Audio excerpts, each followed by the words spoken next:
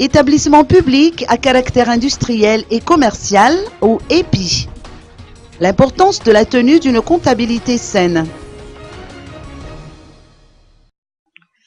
Sur les 51 établissements publics à caractère industriel et commercial ou EPIC existants à Madagascar, seuls 5 ont reçu un quitus attestant l'utilisation à bon escient de leur patrimoine. L'absence de la tenue d'une comptabilité des matières au niveau des EPIC a conduit le ministère des Finances et du Budget, sous la supervision de la Direction générale du budget et par l'intermédiaire de la Direction du patrimoine de l'État, à organiser un atelier de formation des responsables de la comptabilité dans tous les établissements publics à caractère industriel et commercial.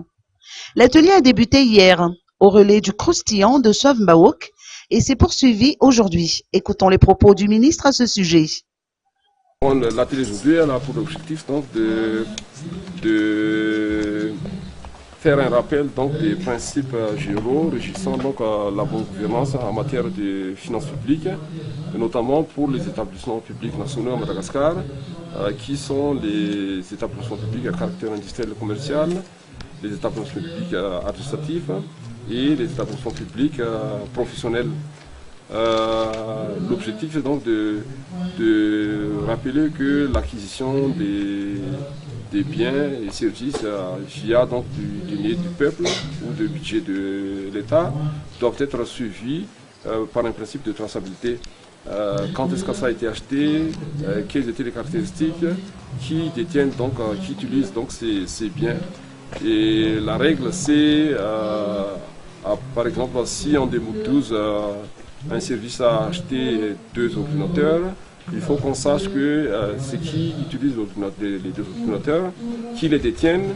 Et en 2013, donc, si le service n'a pas bien enregistré selon les règles, n'a pas bien précisé le principe de traçabilité des biens acquis dans le cadre d'un délai public, il ne faut pas que le service ait l'autorisation d'acheter de nouveaux matériels en 2013.